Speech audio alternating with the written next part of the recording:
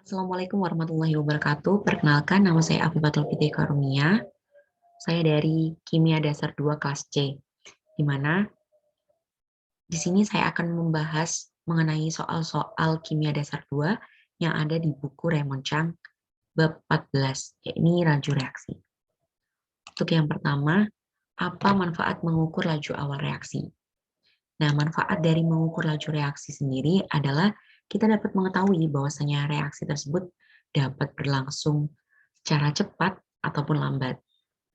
Dan yang kedua adalah untuk menentukan hukum laju dengan cara mengukur laju awal reaksi sebagai fungsi konsentrasi reaktan. Nah, yang perlu digarisbawahi adalah laju awal reaksi ini digunakan untuk mengetahui seberapa cepat ataupun lambat reaksinya. Nah, kemudian pertanyaan yang kedua, dapatkah Anda menyarankan dua reaksi yang berjalan sangat lambat atau selesai dalam waktu berhari-hari ataupun lebih lama, dan dua reaksi yang berjalan sangat cepat atau selesai dalam waktu beberapa menit ataupun detik? Nah, perlu diketahui bahwasannya ada beberapa faktor yang mempengaruhi laju reaksi.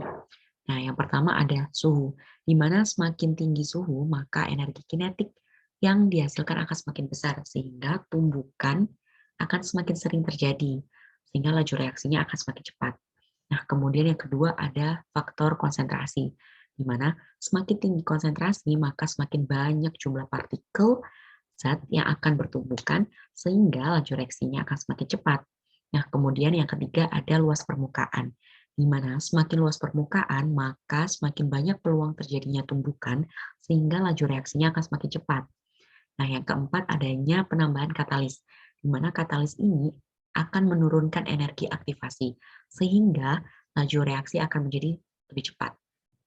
Nah, salah satu contoh dari reaksi yang lambat ini adalah pengkaratan pada besi dan spoiling of milk, di mana spoiling of milk ini seperti perusakan pada susu. Kemudian untuk reaksi yang berjalan cepat, ini ada ledakan TNT dan netralisasi oleh HCl dan NaOH. Gitu. Nah, kemudian untuk setiap pasangan kondisi reaksi tersebut, nyatakan mana laju pembentukan gas hidrogen yang paling cepat. Nah, di sini terdapat 4 soal yang dimana kita mencari pembentukan gas hidrogen yang paling cepat. Yang pertama ada natrium dengan kalsium plus air. Kira-kira lebih cepat mana ya pembentukan gas hidrogennya? Nah, jawabannya adalah kalsium dengan air. Mengapa demikian? Karena kalsium ini lebih reaktif ya daripada natrium, di mana kalsium lebih reaktif. Kemudian jari-jari kalsium ini lebih besar, sehingga lebih mudah untuk melepaskan elektron dan lebih mudah bereaksi dengan senyawa lain, sehingga lajunya akan semakin cepat. Nah, kemudian pertanyaan kedua ada magnesium atau besi dengan 1 molar HCl. Nah, kira-kira jawabannya apa ya? Jawabannya adalah magnesium. Mengapa magnesium? Karena unsur magnesium ini memiliki energi ionisasi yang rendah dan lebih reaktif sehingga lebih cepat membentuk gas hidrogen. Kemudian untuk pertanyaan yang ketiga ada batang magnesium atau serbuk magnesium 1 molar HCl. Jawabannya adalah serbuk magnesium dengan 1 molar HCl. Mengapa demikian? Karena serbuk magnesium ini memiliki luas permukaan yang lebih kecil ya, sehingga reaksi yang terjadi akan semakin cepat dan gas hidrogen ini akan semakin cepat terbentuk. Kemudian ada magnesium dengan 0,1 molar HCl dengan magnesium dengan 1 molar HCl. Nah, ini sama-sama magnesium, namun berbeda konsentrasi HCl-nya. Kira-kira gas hidrogen yang terbentuk lebih cepat yang mana? Ya, tentunya magnesium dengan 1 molar HCl. Mengapa demikian? Karena konsentrasi reaktan yang semakin besar, hal itu akan menjadikan lebih mudah bereaksi dan lebih cepat dalam membentuk gas hidrogen. Nah, untuk pertanyaan selanjutnya, dimulai dengan data pada tabel 14.1. Nah, tabel 14.1 ini berisi apa? Yakni berisi data laju reaksi antara F2 dan ClO2. Tentukan hukum laju untuk reaksi tersebut dan hitunglah konstanta laju atau nilai K-nya. Kemudian yang C, hitunglah laju reaksi pada waktu ketika F2 bernilai 0,01 dan ClO2 bernilai 0,02. Nah, untuk yang pertama ini, tentunya secara umum laju reaksi itu dituliskan dengan rumus seperti ini. Nah, untuk laju reaksi sendiri adalah konstanta laju konsentrasi A dipangkatkan dengan X dan konsentrasi B dipangkatkan dengan Y. Nah, berdasarkan tabel persamaan tabel 14.1, kita dapat mengambil atau membuat sebuah persamaan untuk mengetahui nilai X dan Y-nya. Di mana kita dapat mengambil yang pertama F2 bernilai 0,1 dan ClO2 bernilai 0,01 dengan laju awal 1,2 kali 10 pangkat min 3 sebagai persamaan pertama. Sebagai pertama. Kemudian untuk persamaan persamaan pertama. Kemudian untuk persamaan kedua kita dapat mengambil F bernilai 0,1 dan ClO2 bernilai 0,04 dengan laju awal 4,8 kali 10 pangkat min 3 sebagai persamaan kedua. Nah, kita udah punya persamaan 1 dan 2. Untuk mengetahui nilai X dan Y-nya, kita bagi persamaan 2 dan persamaan 1. Seperti ini. Nah, sehingga dapat diketahui nilai Y-nya adalah 1.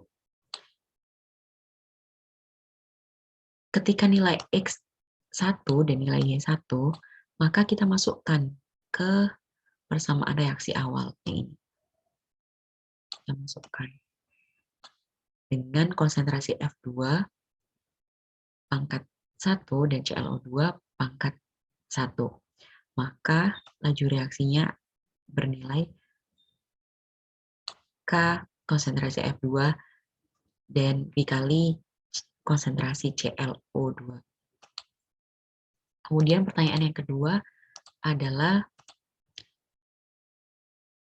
hitunglah konstanta laju, nilai K-nya. Nah, di mana kita tadi sudah berhasil menemukan rumus atau laju reaksi dari F2 dan ClO2. Kemudian kita tinggal mengambil salah satu saja.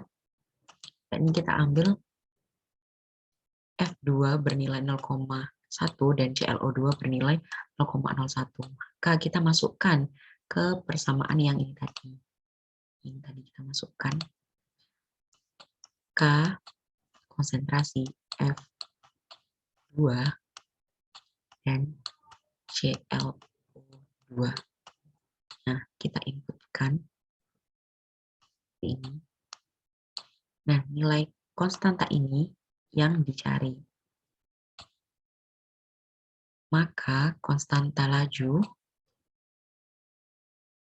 sama dengan konstanta laju awal dibagi dengan molar masing-masing molar. Diperoleh hasil seperti ini. Kemudian yang ketiga, nah ketika nilai F2 0,01 dan ClO2 bernilai 0,02, maka laju reaksinya bernilai berapa? Nah, kita kan sudah mengetahui konstanta lajunya, maka kita inputkan ke dalam sehingga peroleh hasil seperti ini. Nah, untuk nilai ininya tadi mengacu pada yang diminta pada soal 0,01 dan 0,02 sehingga diperoleh 2,4 kali 10 pangkat min 4 molar per sekon. Nah, kemudian soal selanjutnya definisikan waktu paruh reaksi dan tulis persamaan yang menghubungkan antara waktu paruh dari reaksi orde pertama dan dengan konstanta lajunya.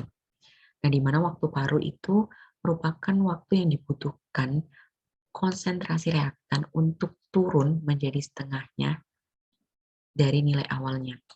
Nah, waktu paruh reaksi orde pertama adalah konstanta yang berhubungan dengan konstanta laju reaksi, di mana nilainya adalah T 1/2 sama dengan 0,693 konstanta laju.